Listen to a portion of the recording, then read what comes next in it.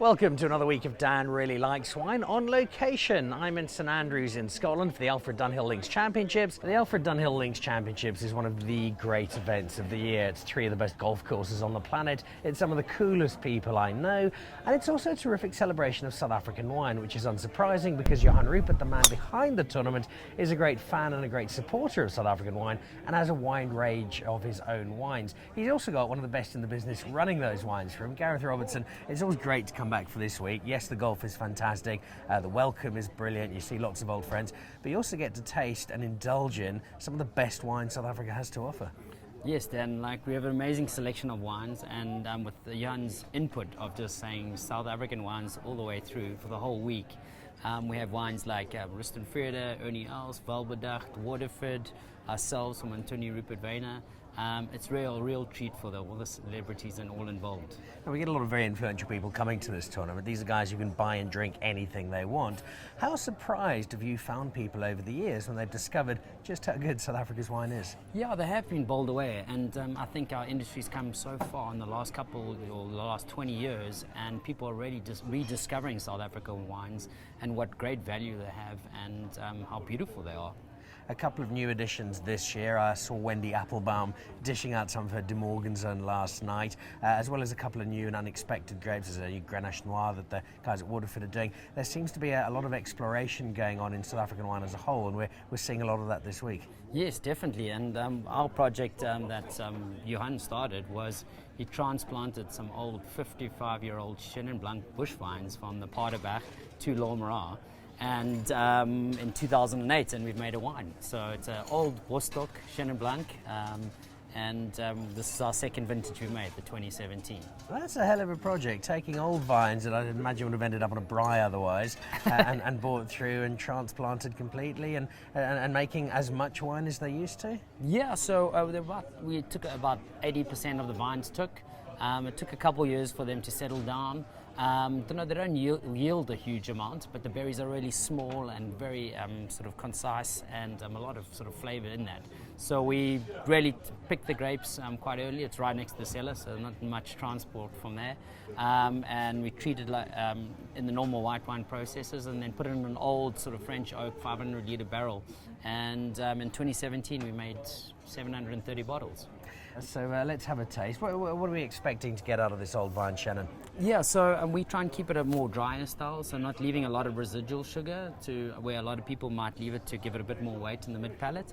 I think what makes it special is it's got really classic sort of Chenin Blanc aromas, but the acidity is something that really stands out for me, and it gives us a nice sort of freshness and the slight sort of nuances of the older oak. I think it's a great combination. It's become quite a fashionable thing to do, make old vine Chenin. There are a lot of people doing it. This is a particularly unique project though, so it was great last night. Let's see how it shapes up a day later.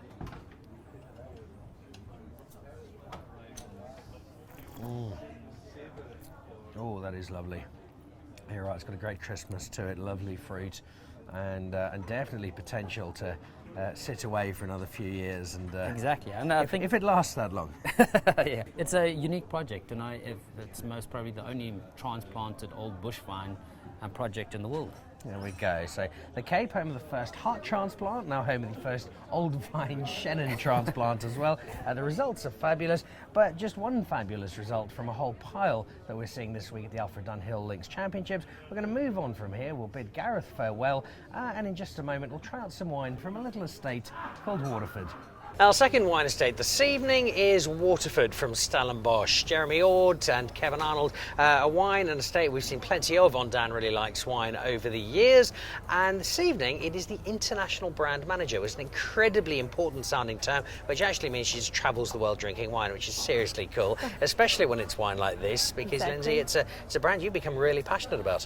Yes, very much so. So I've known the Ord family for about 10 years, and I've been working with Waterford for the last couple of years. Travelling a lot. Now, you're based in London. What sort of response, reaction do you get to Waterford wine in the UK, in Europe, in the markets that you look after? One of the things that Kevin did when he launched the farm was travel to all of the different exporters and really sort of get the brand ingratiated with everybody. So we've been very popular in the UK for about 15 years or so now. So we have a very strong following there. Well, we know Kevin makes some terrific red wine. My wife is addicted to his Shiraz, and a lot of my friends really big fans. In this part of the world where sunshine is a very infrequent occurrence, a nice big strong wine of a red nature, I'm sure, is really welcome. Yeah, especially in a day like this. So we've got plenty of wine to taste you this evening, yours included. There's quite a lot of Waterford here tonight, but you've picked out something in particular. What have you got to dazzle me with?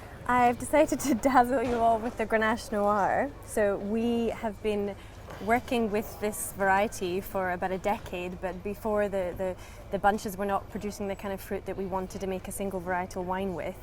But back in 2014, Marc Leroux, the winemaker, decided to launch a single label of the Grenache Noir. And this spends a bit of time in porcelain, a little bit of time in 500 litre oak barrels, all French. We wanted to keep the approach as light as possible. Which the colour certainly suggests. A very gentle one. Well, let's try some of it. I grab a glass, which we just happen to have readily prepared.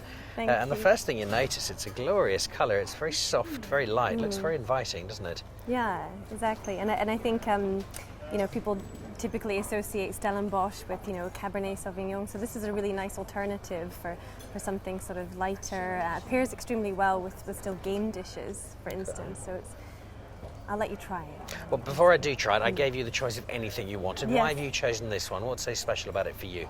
I think for me, I feel like I've been part of the evolution of this wine because I first spent time on the farm in 2015 when we released it, and none of the bottles were labelled, and everyone was just sort of feeling their way with it. And I feel like I've seen the journey of the wine and it find its place in different restaurants, and everybody really take it into their hearts, if you will. So I feel I have a bit of an emotional attachment to it. Well, that is as good as a reason as any, and I've now lost patience, so I'm going to try some because, Cheers. It's delightful. Cheers.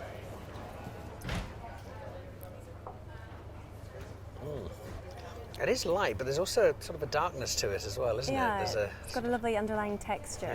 Yeah. Good length of finish. So probably on a day like today in Scotland, I might have gone for something a little heavier, a little more broad-shouldered, but this is actually doing the job really nicely. There's a subtlety to it, a nice bread to it, and this is a lovely wine. It's a very good selection. Thank you. Good, thank you. Over the years, there have been a lot of very high-profile golf wine collaborations. Greg Norman's had wine, David Frost has done wine, Retief Goosen, Louis Oosthuizen. But probably the guy who's got most involved with the wine is Ernie Els, and his Ernie Els label has done incredibly well, not just in South Africa, but right around the world. Andrew Harris looks after all of the wine around the world. And for me, Andrew, one of the things that really makes this stand out is this isn't just a case of Ernie scribbling his signature and handing it over to bottle some wine. He spent a lot of time discussing wine, tasting it, and finding, particularly with this signature blend, exactly what he wanted to have. Absolutely, Dan. You couldn't be more right. It's furthest from the fact that Ernie just puts his name on the bottle. There's a lot of thought and a lot of effort and a lot of meticulous detail that goes into planning before the wine actually ends up in the bottle. And I know it's not unusual at strange times of the day if you get a phone call from Ernie wanting to know how the wine's going, how sales are going, how things are looking with the brand. Absolutely. We put it down to time zones, but yeah, it's not unusual. He's clearly very passionate about it. I know you are, and so everybody drinks it. Last night I had a couple of glasses with Ernie. I saw a lot of people drinking with him and just getting to enjoy and discover his wine. It's wine that's had an extraordinary impact around the world. Absolutely, Daniel, and I think it's a testament to Ernie's golfing career is what we try and emulate in the bottle of wine. It's been consistent, as is Ernie's golfing career, and excellent. So it's always been about aiming for the best first, and then we filter down from there. And also it must reflect Ernie's personal style. So it's a Bordeaux style blend that we focus on, with a particular focus on Cabernet Sauvignon, and it generally is enjoyed around the world. You've got a lot of other winemakers here this week at the Alfred Dunhill Links Championships, and it seems to me there's a real drive in, not maybe all, but in most of the South African winemaking community to work more together, to push together, to see everybody lift up and sell South African wine as an entity. Absolutely, and I think particularly at an event like the Alfred Dunhill Links, where you've got such great company and such amazing guests, and to have all the wineries that are focusing on producing top-end and really bespoke wines, I think it's a real testament to what's going on in the industry to uplift, as you said, the sort of base level of wine. All right. I've got my criticism, and I've given this to you many times. The only thing I think is wrong with your wine is that you sell your Big Easy far too cheaply, because it's fantastic wine. This sits at the other end of your particular spectrum. So let's have a try of it. It is the signature. What exactly are we drinking, and why is it so special to Ernie? So this is the Ernie Els signature. It's our 2013 vintage, and this is actually where it all started. So back in the first vintage was 2000. And this was the only wine that we made for the first almost 10 years of the business. And after that, we introduced the rest of the range. But the signature is a Bordeaux style blend, and as I said earlier, it reflects Ernie's personal style and personal taste. So it's 60% Cabernet with 25% Merlot, and then small parts of Malbec, Petit Verdot, and Cabernet Franc. But yeah, nice and rich and full, wonderful, long, savoury finish, and as I've said, consistent over the many years. Well, it does combine Ernie's love of wine with Louise Stradham's expertise. The results in every bottle I've tried, and there have been one or two, have been fabulous. I'm sure this will be no exception. Cheers. Cheers, Dan.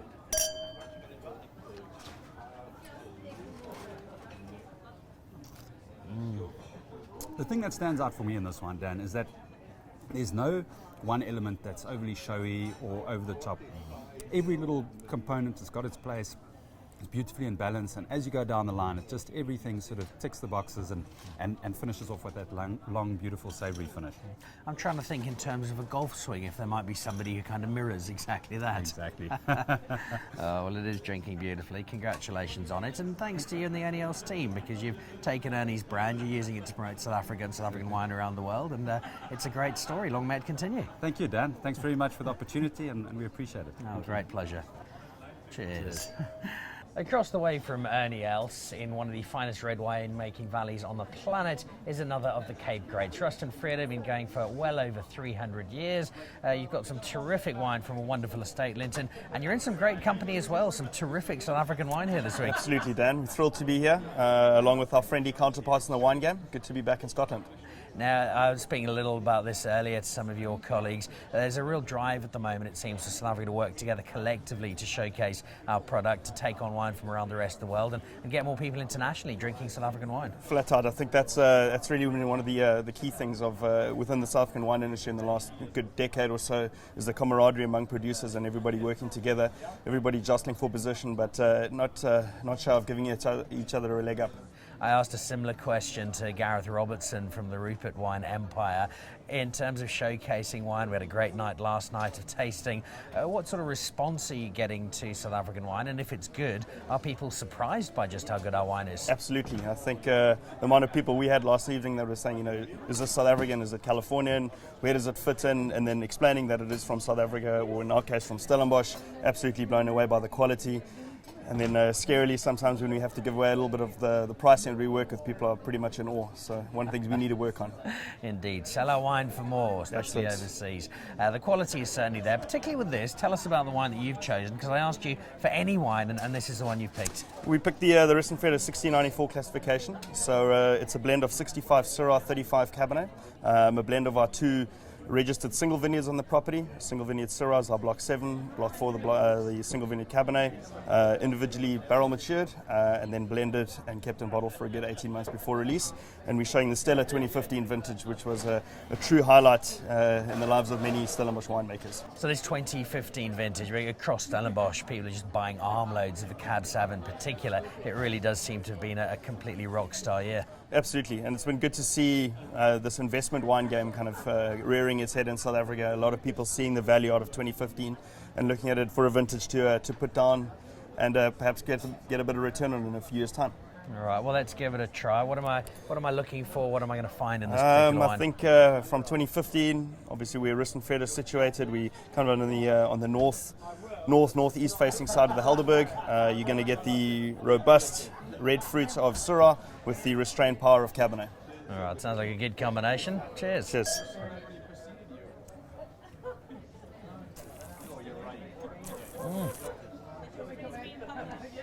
I remember a good long finish. Oh, in fact, I remember giving this wine at last year's event to Luis Figo, the footballer, and it was the first glass of South African wine I think he'd ever had, and he was blown away by it.